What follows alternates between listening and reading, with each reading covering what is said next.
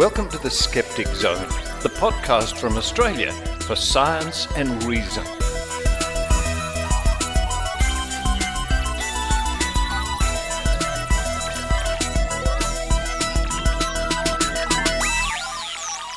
Yes, it's the Skeptic Zone podcast, episode number 668 for the 25th of July 2020. Richard Saunders coming to you from lockdown Sydney.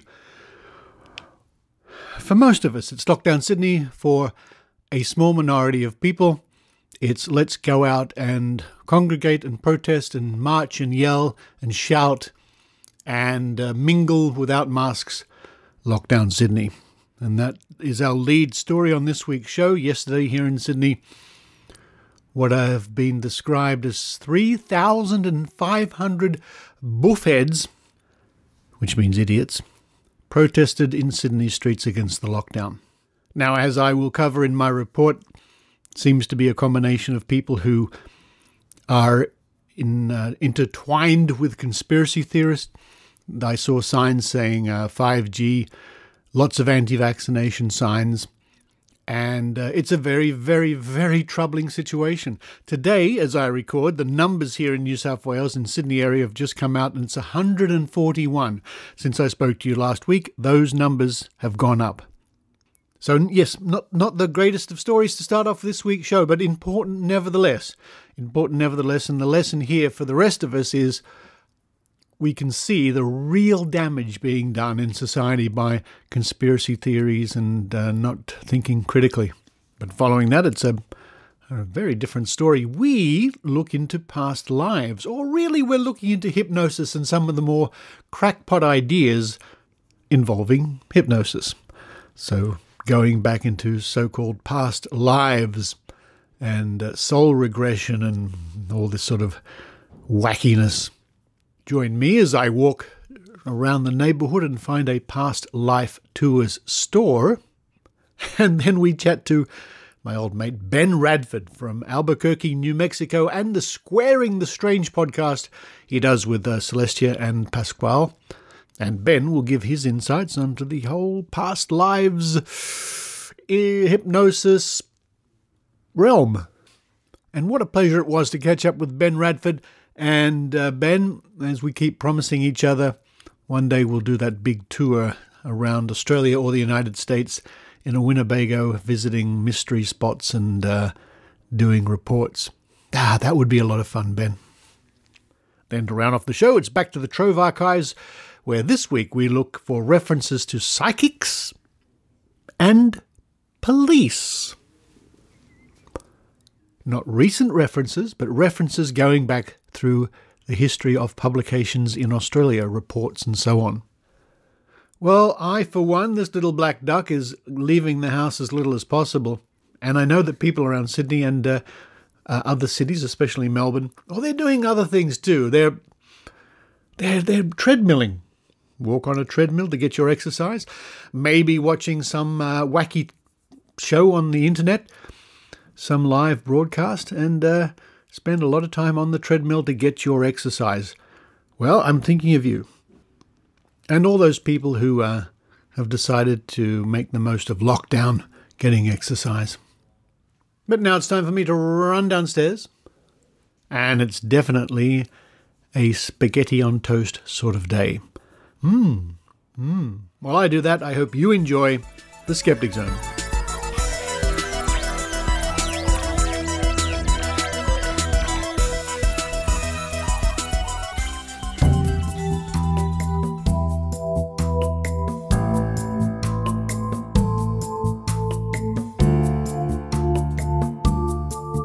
Horrific scenes Australia will never forget. That's the headline in one of the online newspapers. The violent scenes that erupted along Sydney streets as thousands of protesters marched against ongoing lockdowns will be a scene never forgotten. So yesterday, Saturday, the 24th of July, as part of some sort of worldwide freedom march or freedom rally or freedom movement.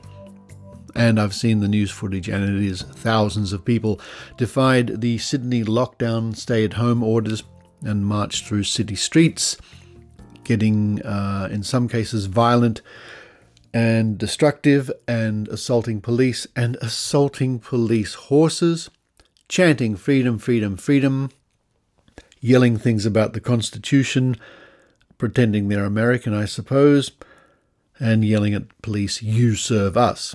It's that old, "we pay your salary, so you better do what we say" argument.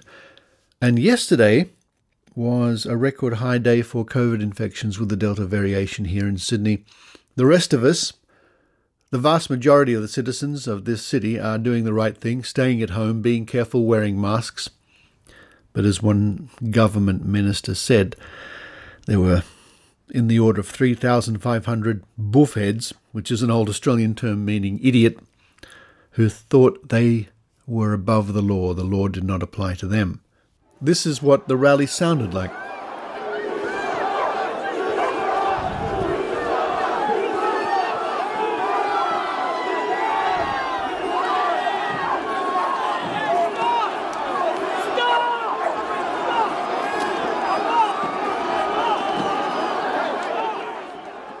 I watched this in utter and complete disbelief. I knew there was a rally coming, and I thought a couple of hundred of these people might show up and be dispersed, but I never imagined so many people would turn up. And it stirred, to an extent, it's stirred by the same old usual suspects, the anti-vaccination crowd, the people who believe COVID is a myth. I suspect there are a lot of people in there just because they like turning up at rallies and protests and yelling and things like that. Some of the footage is quite remarkable. People screaming at police as if they think they're William Wallace or some embattled freedom fighter, justice and all the rest of it. And all the time I was watching this, I was thinking to myself, this must surely turn out to be a super spreader event, ultimately achieving the exact opposite of what these buffoons want. I can imagine it will mean the lockdown is extended. And I hate to think how many people now will be, extra people will be infected with Delta variation of COVID-19. And as one government minister said, it's the family of these people, the friends and family who might ultimately pay the price of their stupidity by dying. Now, we've come across and against and looked at and campaigned on many issues in the skeptical movement over the years. But I'm beginning to think that ultimately maybe the strongest battle and the most important battle we have is against conspiracy theorists, because a lot of these people would be of a conspiratorial mindset. Big government, big pharma, microchips in vaccines. The vaccine is deadly. The COVID-19 is a hoax. You know what I mean. You've heard it all. It's hard not to get disheartened sometimes. I have to admit that. And yesterday was one of those days when I saw thousands of people infected with this stupidity virus, the conspiracy virus, and the vile. I mean, I'm sure some of these people just needed an opportunity to vent something or other. But to attack police and police horses? Throwing missiles at police horses? Throwing objects, bottles, broken bottles. One cop had ink thrown all over him, which was quite a dramatic picture. Injuries. It's a stark reminder of how thin the layer of civilization can be sometimes. Police have set up a strike force to identify and catch up with all the people involved. I don't think that's physically possible, but I certainly hope to see a long line of prosecutions and heavy fines and whatever they have to do against these people who, like the situation in the United States on the 6th of January, were happily posting social media pictures of themselves in these situations, chanting and yelling at police and throwing things and whatever. Now, if you want to see pictures and videos, it's quite easy. Just Google Sydney protests, vaccine, COVID, or I will link to a story in this week's show notes. For the rest of you in Sydney, and Melbourne. These protests, to a lesser extent, were also in Melbourne and some in Brisbane. But to the rest of us, wear that mask, get vaccinated, and stay safe.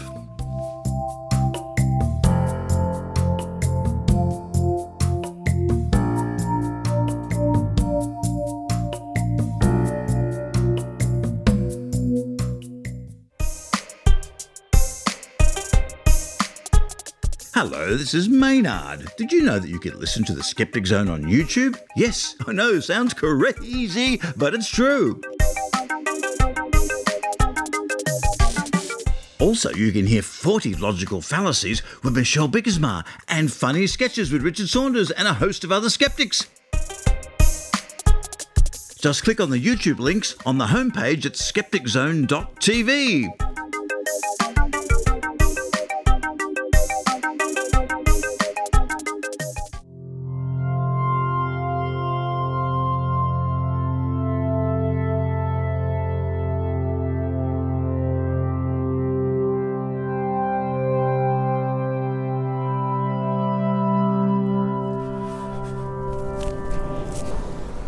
Today is Thursday the 22nd of July and I'm out for my government-sanctioned exercise walk.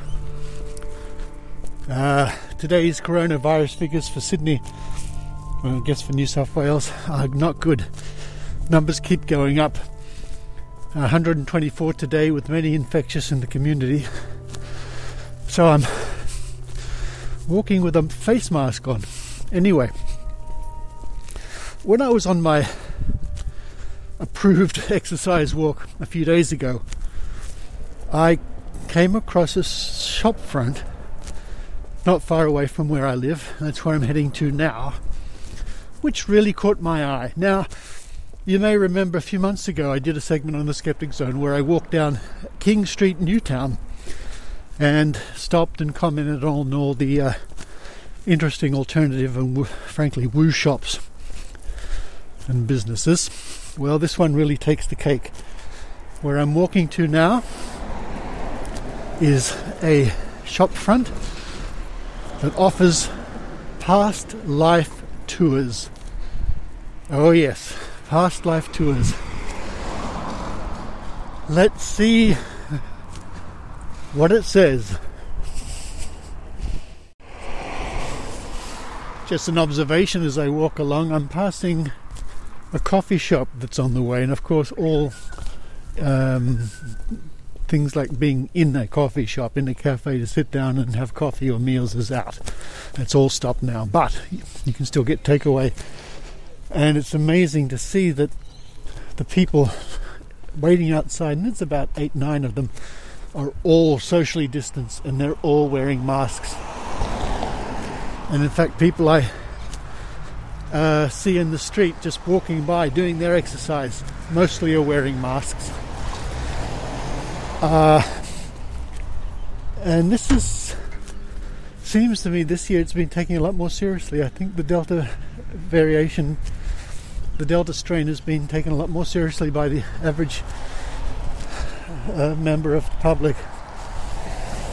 And you can hear cars, of course. I mean, there's traffic, but it's staggering how little there is compared to normal. I live by a very busy street. It's a sort of an artery going into the city from the southwest, but today I crossed the street and in both directions it was empty. It's like living in some sort of alternative universe at the moment.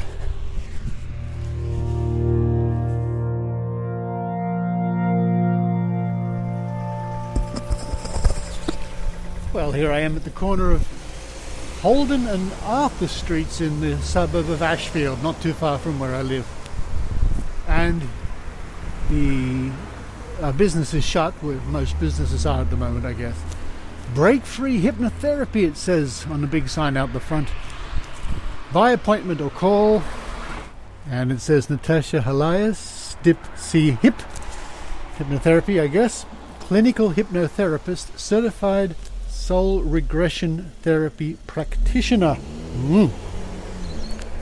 transform behavior to empower your life, specializing in past life regression, life between lives, inner child therapy, soul development. And then there's a big stop sign like you see on the street, and under it is written, "Stop smoking, alcohol, gambling, addictions, anger, fear, phobia, stress, anxiety, depression, weight issues, risk of disease." Risk of disease. That's a health claim. Premature death. Then it says increase motivation, confidence, self-esteem, healing, happiness, focus, better sleep. And on the window here, break free hypnotherapy. It was the mind that put it there. It is the mind that will break it free. And it also says in the next window, past life tours. Discover the links between the past and the present. Don't let the past hold you back. With the website pastlifetours.com.au. Well, I think that website might be worth a visit. And apart from anything else, I think it just reminds me how, in my opinion, generally overrated hypnotherapy is. I don't know reams about it, to be honest, but from what I gather over the years, it's a good stage routine. It does have certain benefits in clinical situation. It can help people in certain situations. I think it's vastly overrated, however. And you hear about it being used to take victims back to the scene of the crime to get more information. Well, I think that's more or less been, I don't want to use the word debunked, but that's been discouraged. It's found not to be accurate or reliable. Especially if you're going back to past lives, I think. Anyway, I will continue my daily exercise walk, being cautious to avoid contact with people. I'll do a big loop and head back and see what is written on that website.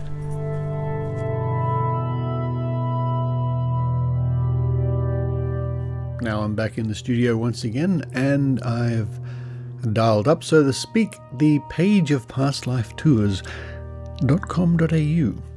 Past Life Tours, it says. Past Life Tours with Natasha. Dip C Hip HYP. Let's look that up. And as expected, it stands for Diploma of Clinical Hypnotherapy.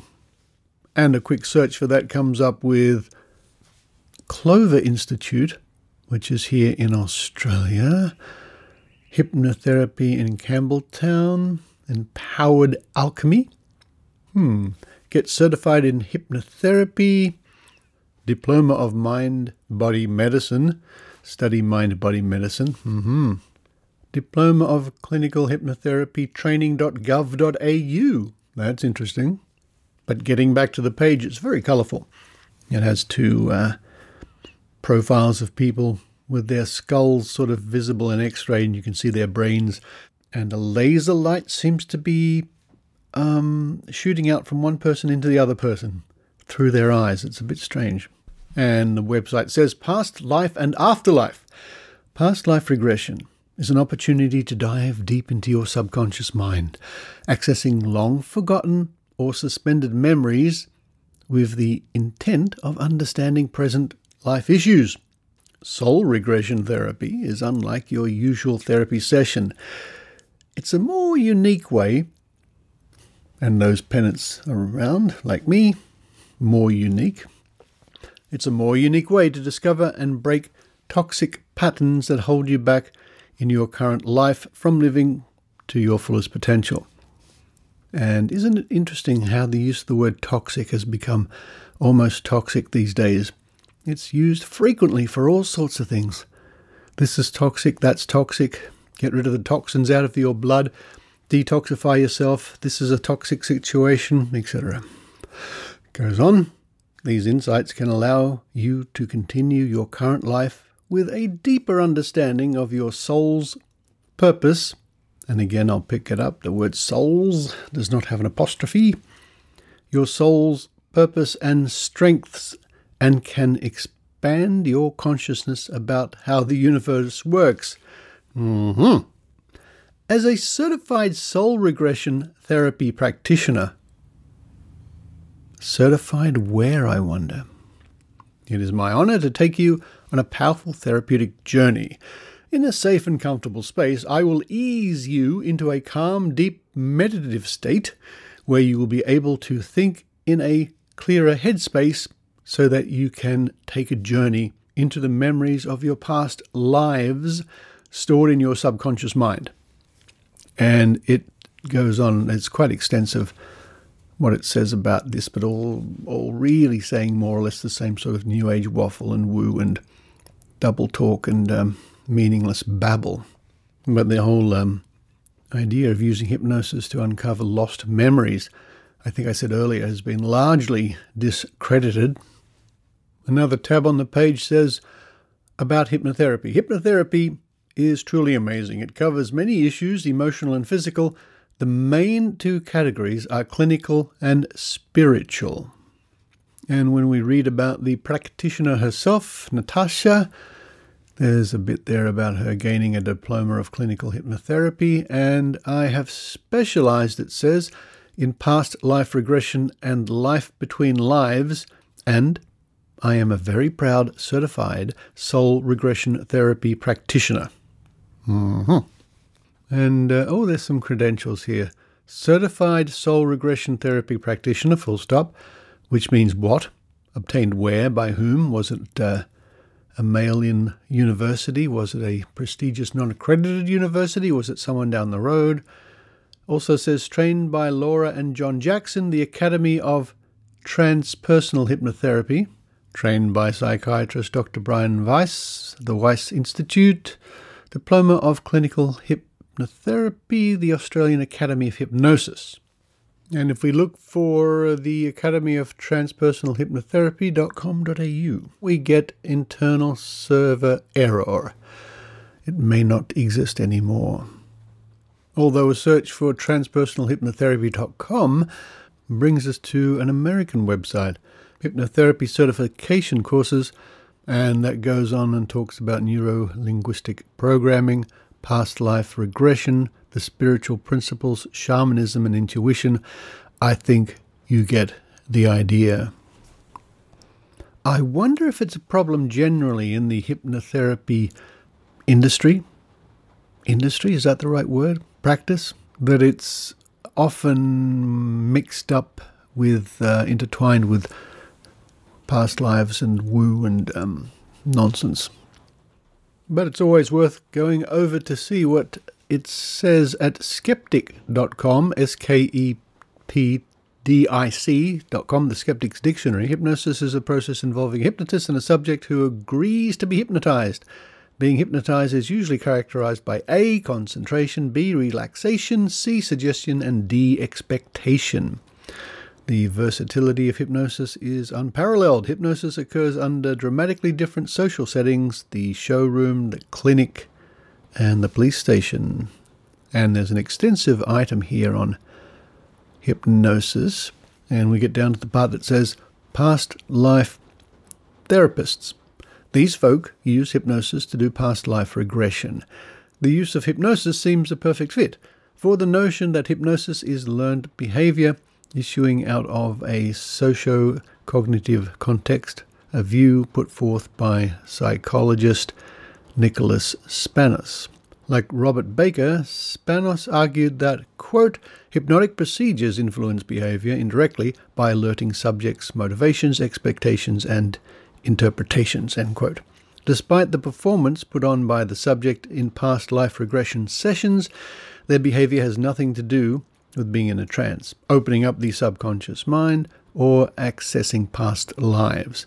The subject acts in accordance with the expectations of the hypnotic situation and behaves as she thinks she is supposed to behave in response to the suggestions of the hypnotist. A compliant subject can have reveries about future lives if the therapist leads her that way.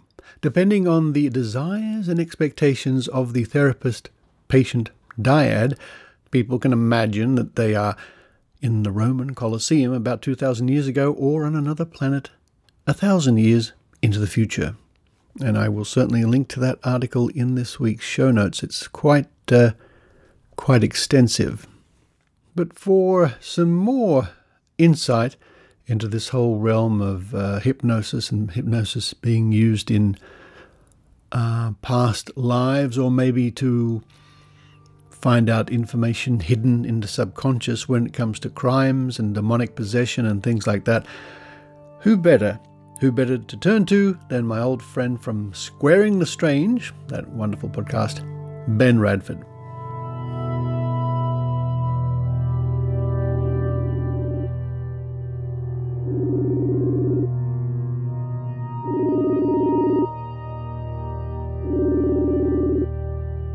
And joining me now on the line, on the video call, all the way from Albuquerque, New Mexico. I wish I could visit Albuquerque, New Mexico once again. It's Ben Radford. Hello there. Great to talk to you, Richard. I'm doing well, Ben. I'm doing well. I'm hunkered down. I'm locked down. I'm not leaving the house if I can possibly avoid it, because you may have seen in your news broadcast that Sydney, Australia is not faring very well at the moment. We've had a resurgence of COVID, and the Delta variation is not playing by any rules. I'm sorry to hear that. Yeah, it's things are getting dire around here as well, primarily, of course, among the unvaccinated, but that's to be expected. How about that? I guess we shouldn't be so surprised, but yes, and that is a whole other issue for another time. But let's talk about, Yes. Indeed it is, let's talk about hypnotherapy. This is something that fascinated me. The first time I really became aware of hypnotherapy, I was in high school. There was a TV special. I mean, I'd known sort of about it in the back of my mind in society, but I saw a TV special about it. For the first time, I saw a stage hypnotist and making people cluck like chickens and run around and do all sorts of craziness.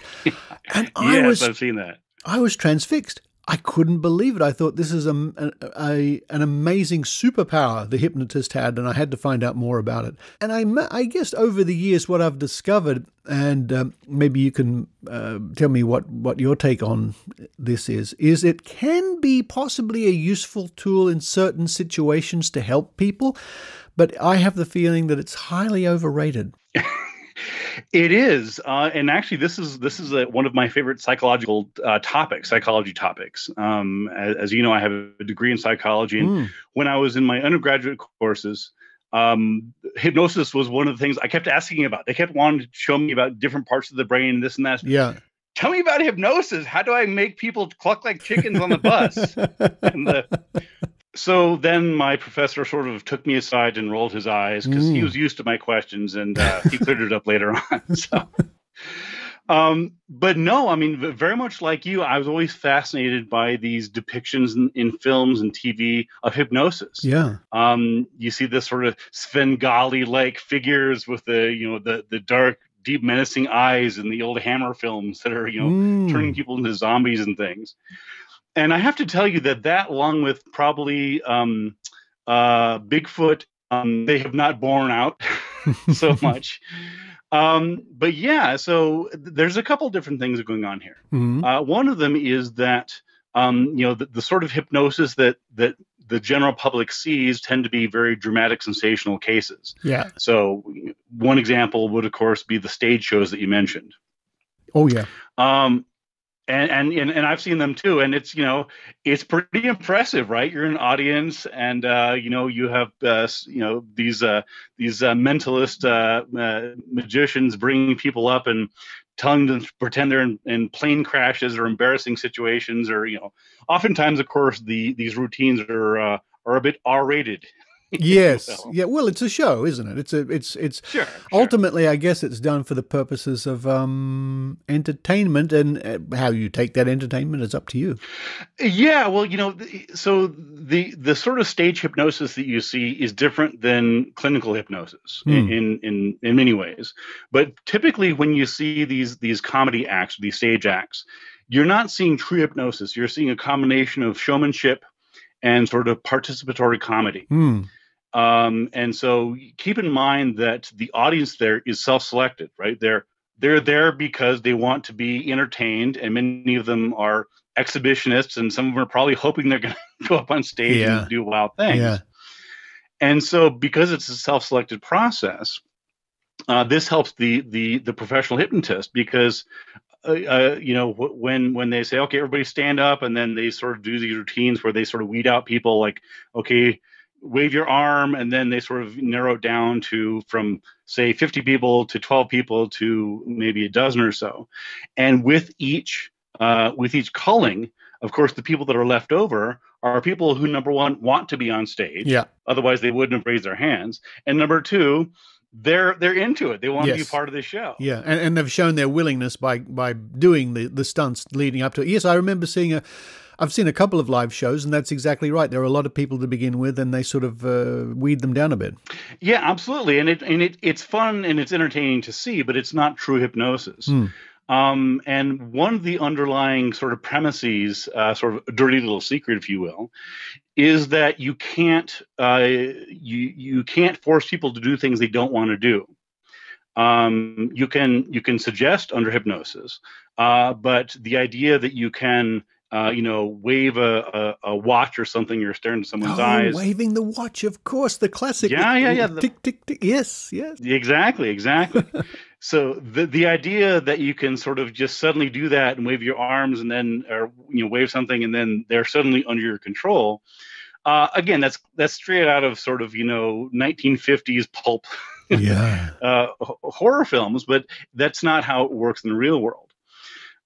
So the way it works in the real world is that hypnosis per se, it's basically a form of deep relaxation that the person agrees to go into. So, in other words, you can't be involuntarily hypnotized.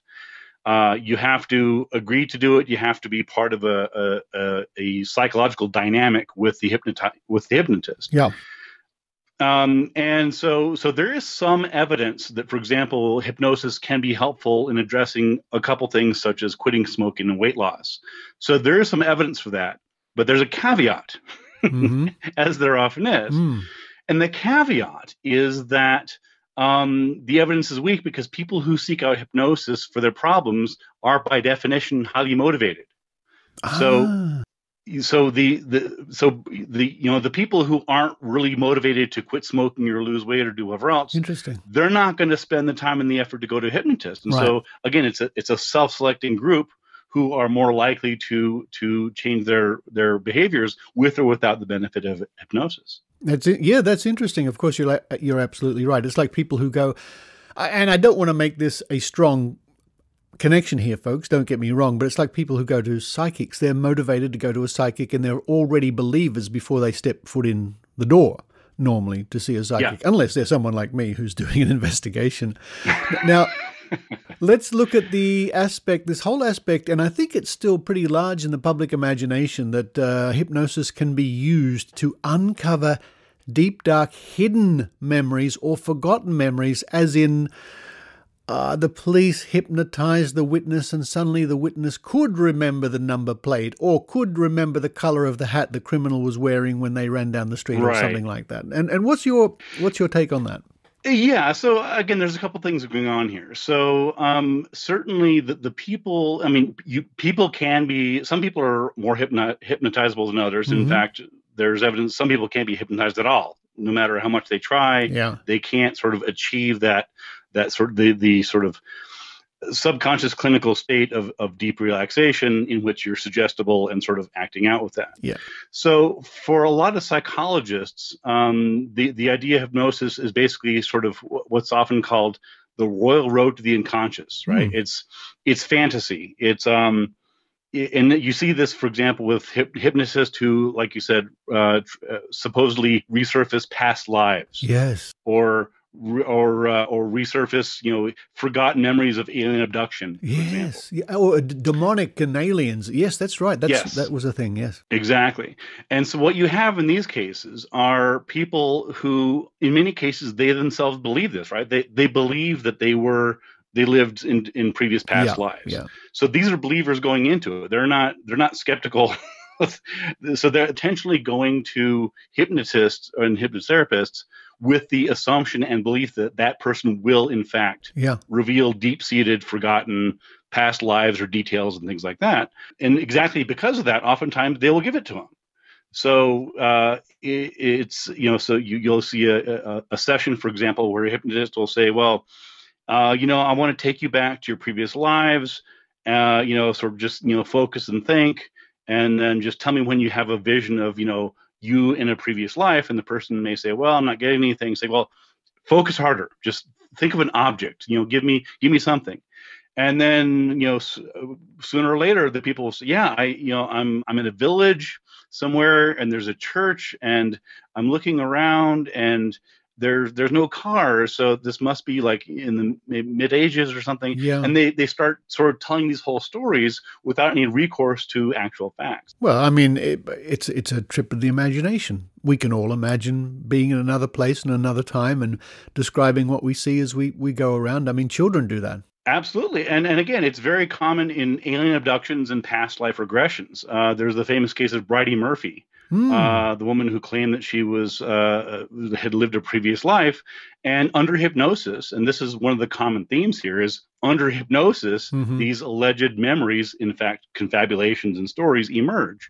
And they can be very detailed. So it's very compelling to both the hypnotist and the general public. They're like, oh my God, they're suddenly giving all these details and, this and that, and, that they had a mother named Mary and they had there was this and that. And it's all interesting and compelling, but without any recourse to historical facts, it's just stories. That's right. And I think there's been situations in the past, was it the 70s or the 80s, if my memory serves, or maybe even the 90s, where people were even convicted based upon evidence provided by people who somehow remembered, I shouldn't say imagined, but, they quote, in quotes, remembered crimes against them of a sexual nature or a demonic, wasn't it? It was people were convicted of being Satan worshippers or something.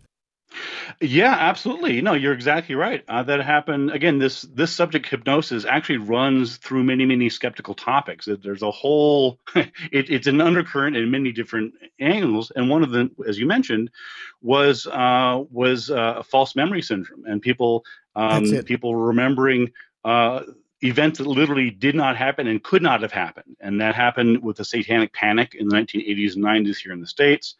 And part of this was put forth by a couple authors. One of them, I think, wrote a book titled Michelle Remembers.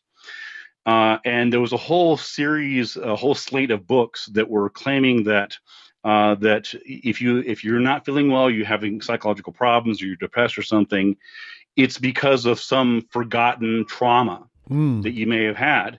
And they would encourage people to dig deep into it and to go to hypnotists. And in many, if not most cases, the trauma was imagined. There was no actual trauma going on.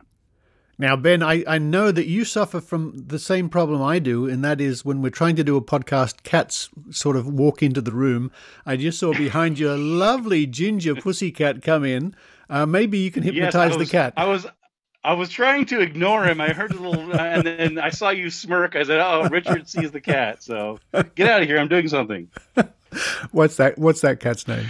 He's actually, I call him Clip. He's actually not my cat.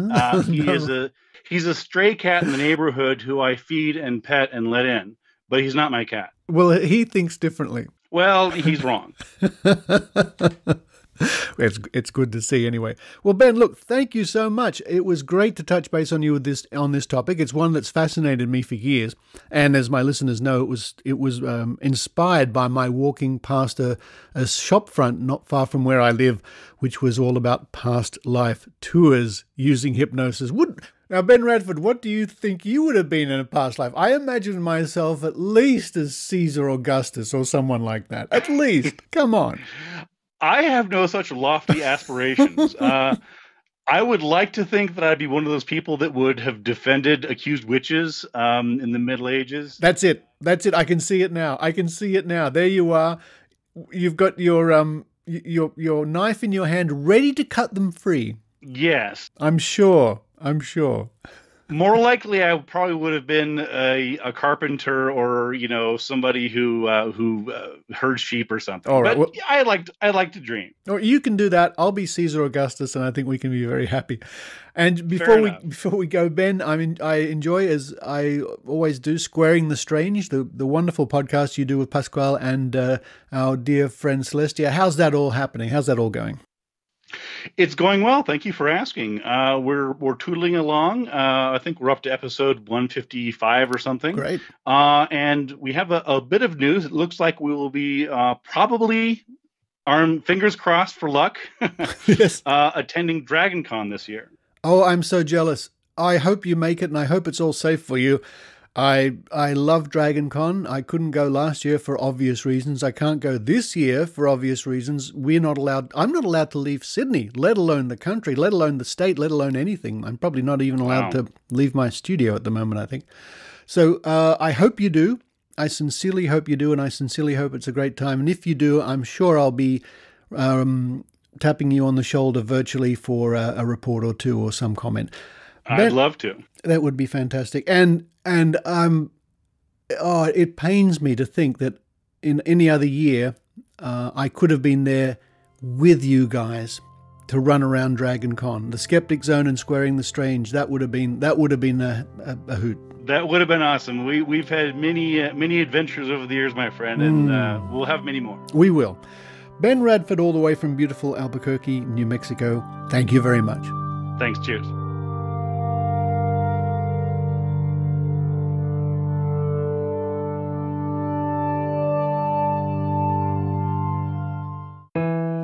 Hi, I'm Ben Radford, co-host of Squaring the Strange podcast. In these trying times, as we help each other out to hold on to hope, we want you to know that we're here for you. Hey, what are you going on about? Who's interrupting my heartfelt promotional copy? It's me, Celestia Ward, your co-host. Really? In these trying times? That's the best you can do? Well, I'm just doing what everyone else is doing. I thought... That's not what we do. Oh, for crying out loud, who else is here? Pasquale Romero, your other co-host? Hey. We don't do what everybody else does, Ben. That's kind of our thing at Squaring the Strange. Yeah, we try to approach things a little differently than your standard skeptical talky talk show. We do our own thing, bringing science, critical thinking, and skepticism to bear on issues of the day. We've got a professional skeptical author, Ben, who has decades of experience researching topics for 12 books and thousands of articles.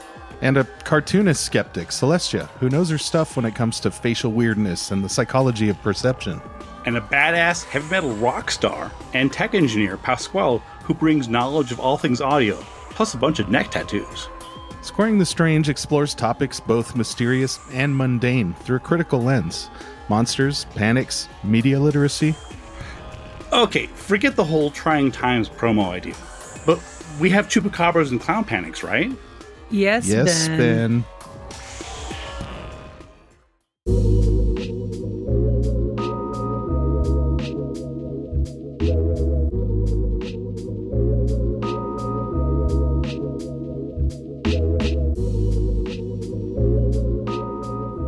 Now let's look once more into those pages at Trove. At trove.nla.gov.au, the online resource from the Australian Government and the National Library of Australia in Canberra, to digitise and make available thousands upon thousands of newspapers, articles, reports, journals, periodicals, gazettes, and so on. And in keeping with recent editions of the Trove segment, I thought I'd keep on the psychic line, so to speak. In fact, that's what they do when you dial a psychic. They keep you on the line when you ring up a psychic line. Keep you on the line as long as possible. But I thought we would look for the word psychic and the word police mentioned in the same article.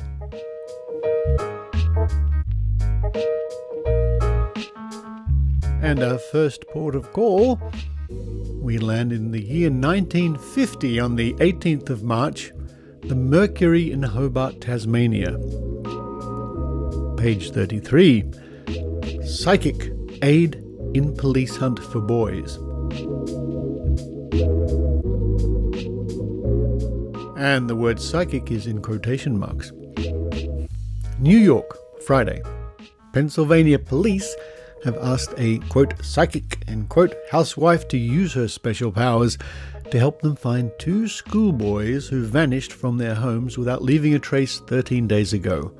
Police said yesterday they hadn't a clue, so decided to call in the help of Mrs. Florence Sternfels, who has helped them several times before. Once she found a diamond brooch worth $1,500. She just sat down and thought about it, a detective said. A picture came to her of a chair in the attic of someone's house, and there it was. Mrs. Sternfels says she has found hundreds of missing people in articles and takes no money for this work. She says she is baffled by her power, which has mystified doctors and scientists. I wonder what the story behind Mrs. Sternfels was. That's interesting. Over 70 years ago. And now we go further back in time to the 1st of June, 1933, and we are looking in the pages of the Toowoomba Chronicle and Darling Downs Gazette from Queensland. Psychic detection. A Prague bank clerk able to describe crimes after he has touched objects associated with them has been described by Dr. Oscar Fischer of Prague in an address before the Australian Society for Psychical Research.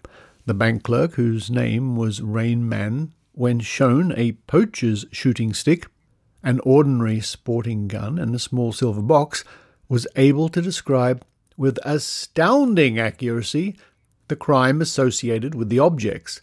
An even more remarkable test was made, for Rain Man was led into the police museum in Prague and shown some objects whose history neither Professor Fischer nor the conducting police official knew. The objects were a revolver, a stake, and a paving stone, but the professor, to make the test harder, had inserted a duplicate revolver, paving stone, and stake.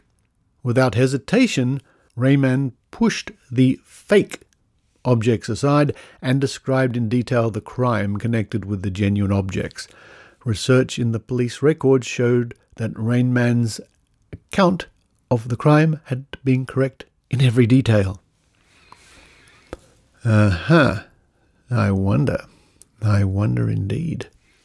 Now we go back a few more years to 1929, the 12th of April, in the Labour Daily from Sydney. Brother had psychic vision. Body in reservoir. Told police where to search. The unusual story of a twin brother who told police by psychic means where his brother, who was missing, would be found, was related to the Parramatta District Coroner, Mr. H. Richardson Clark. Yesterday, the coroner held an inquiry into the death of Thomas Robert Irwin, 40, an accountant who was found drowned in the Potts Hill Water Supply Reservoir on March 24.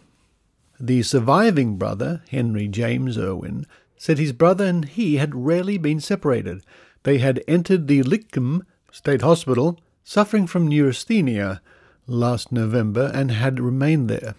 Now, just incidentally, I was unaware of this, but neurasthenia is a term that was first used at least as early as 1829 to label a mechanical weakness of the nerves.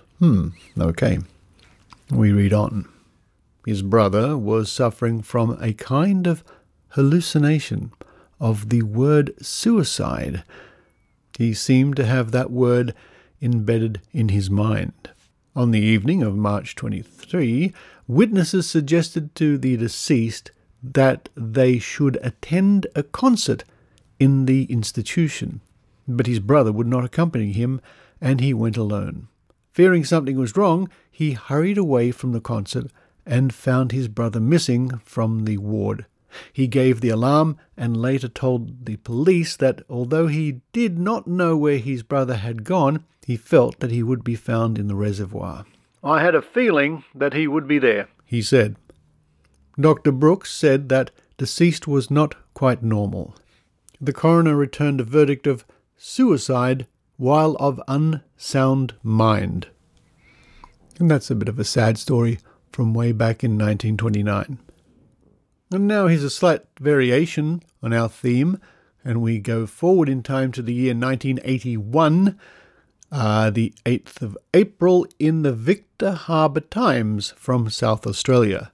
Psychic tells of Victor's future.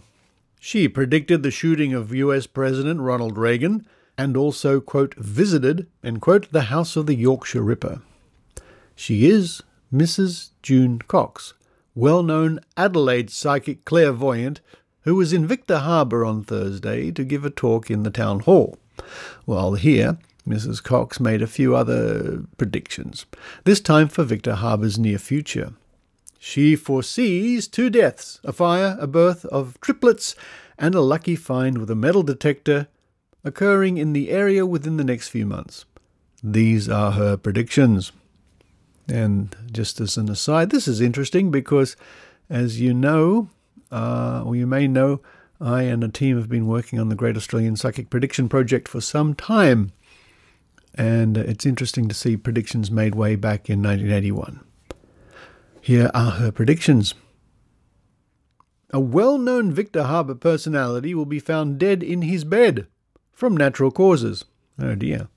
A large tree will fall and cause considerable damage. Cattle will get loose and roam the streets. One well-known woman in town will have triplets, and all will be well. An entertainment committee or similar group will soon have a new chairman. The sea will sweep a fisherman off the rocks, and he will be drowned. A new project for buildings and shops will be initiated and will bring advantages to the town. A Victor Harbour hotel will have a small fire, causing only a little damage, and somebody will be slightly hurt. A young man will take a metal detector to the bottom of the garden near the sea and find something to his advantage. Mrs. Cox said these predictions came to her when she knew she was coming to Victor Harbour. She said they could not be stopped from happening.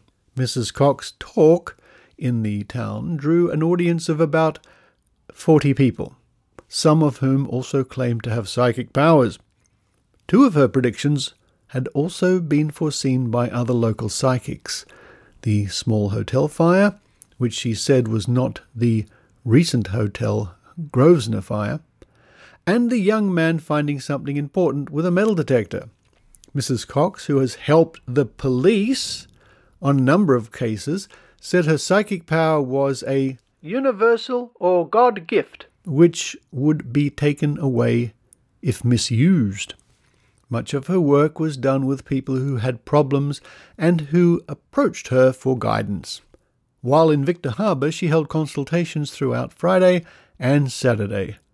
Mrs. Cox expects to return to the town within the next few months for a similar program.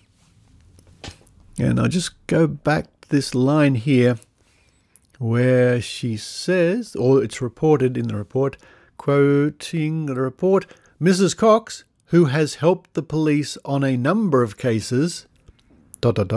Well, whether she did or didn't is, who knows? All these people have to say is, I have helped the police, blah, blah, blah. And what appears in the newspaper is what I've just read, as if it was a statement of fact. Okay, we go now to the year 1937. The Daily Mercury from Queensland on the 30th of October, a Saturday. Psychic detectives, quote, could solve almost any crime, end quote. Psychic detectives could solve almost any crime, said Mr. Ernest W. Oaten of Manchester, speaking to the World Congress of Spiritualists at Glasgow recently. He suggested that the police should establish a training centre at which people with sensitive minds could be coached into psychometry, an art somewhere between mediumism and divining. And just quickly, for those who may not know, psychometry is where you, the claim is you can handle an object used by somebody and get psychic vibrations, information from that object. We read on. I have been approached by the police officials who wanted the services of a psychometrist, he said. I had to inform them that spiritualism did not ally itself with crime detection, but I suggested that great success in tracing criminals would be achieved if people with psychic faculties could be given a 3 years course. Mr. Oaten said afterwards, It is well known among spiritualists that police forces occasionally ask for help of the mediums. Scotland Yard detectives have frequently consulted with those with psychic power, and, to my knowledge, some mediums earn almost their livelihood by assisting the police. Well, that's interesting. And again, almost reported as if it was a fact. And now, from the Northern Times in Western Australia in 1941, on the 3rd of April, police consult psychic. One of the most famous psychics in Canada is Reverend E. Hudson, who never had any schooling in his powers, but, quote, suddenly became aware of his ability to psychically read and write, end quote. Hudson, following in the wake of others with psychic gifts, established a church in the district where, quote, ignorance is bliss, end quote, and the police, following antiquated laws, were compelled to pay him surreptitious visits to, quote, trap, end quote, him. However, years of police experience served to waken the Montreal police to realities, and they now often finish their official visits with unofficial sittings. When they arrived disguised, he used to sense their masquerade and tell them who they were, giving them their official numbers. There are now quite a number of Montreal Ds, presumably that is detectives, who look upon an instruction to, quote, visit, end quote, Hudson as a night out for themselves while formally observing the law. What an unusual story. What an unusual story. I wonder what the truth behind that one is. And finally, from The Sun in Sydney, Australia, dated the 8th of September 1935. Stop Fake Mediums. Police plan campaign Psychic Society supports. A police campaign to stamp out fake mediums is being planned. The police say that these people occupying well-furnished rooms play on the gullibility of their clients, profess to predict future happenings, and even give messages purporting to be from dead relatives and friends. This, the police claim, is equivalent to obtaining money by false pretenses. Let me pause here. When was this? 1935? I think it's about time the police put this into action. What do you think?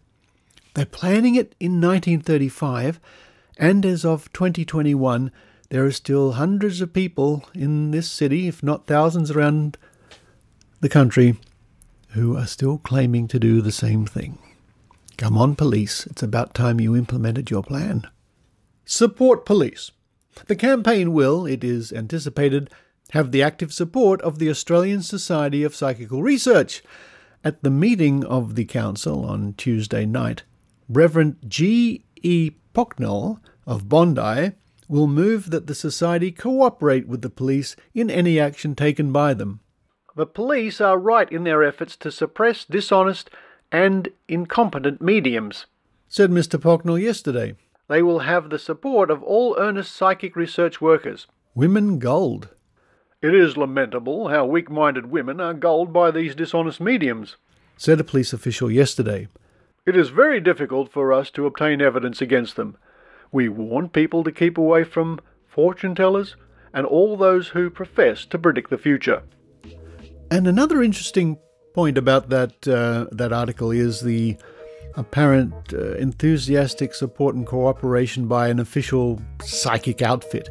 And we've heard this over the years where, and I remember the late Simon Turnbull, the president of the Australian Psychics Association, would make a big issue about he wants to stamp out the fakes in the industry, and there's lots of frauds and fakes, and he wants to stamp them out and only have genuine psychics involved. That is it's a whole down the rabbit hole right there. That's fascinating. And a saying that comes to mind is a wolf in sheep's clothing.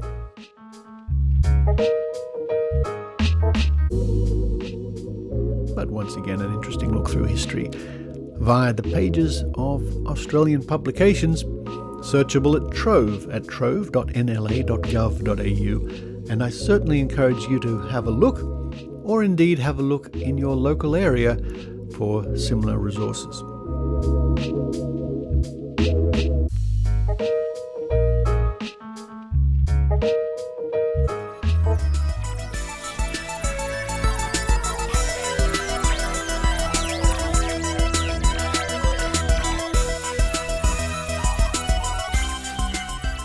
Thank you for listening to The Skeptic Zone, and thank you to those people who continue to support The Skeptic Zone at Patreon or PayPal. And you can do that by visiting skepticzone.tv. And while you're there, you can peruse all the past episodes of The Skeptic Zone, hundreds of episodes of The Skeptic Zone, by clicking on the episodes link at the top of the page. And then you can do a search, so you can search for the person or the topic you're interested in. And as I mentioned last week or the week before, all my other sources of income have dried up because of the severe lockdown. So your contributions mean more than ever, and I appreciate it all. And to those people in the last week who've just come on to help sponsor the show, my deep thanks, of course. Coming up on next week's show, more from the Trove archives. I think the other day I was researching psychics and murder. I think that's the next one coming up, something like that. Also, I hope to bring you some more news about the upcoming Australian Skeptics and New Zealand Skeptics joint annual convention in November this year. And as you can imagine, for us here in Sydney, it's an interesting situation of making sure all our bases are loaded. Is that the right term? All our bases are loaded? No, all our ducks are in a row, something like that, in case the COVID situation has not resolved itself to an extent where we can have a live convention.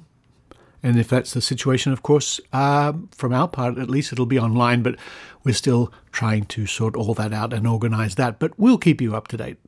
But no matter where you are in the world, take care. The Delta variation is not being very kind to anybody. But until next week, this is Richard Saunders, signing off from lockdown in Sydney, Australia. You've been listening to the Skeptic Zone podcast. Please visit our website at www.skepticzone.tv for show notes, contacts, and to access the back catalogue of episodes going back to 2008. You can follow the Skeptic Zone podcast on Twitter at Skeptic Zone, visit our Facebook page, or leave a review on iTunes. You can also support the Skeptic Zone via Patreon or PayPal. The Skeptic Zone podcast is an independent production. The views and opinions expressed on the Skeptic Zone are not necessarily those of Australian skeptics or any other skeptical organisation.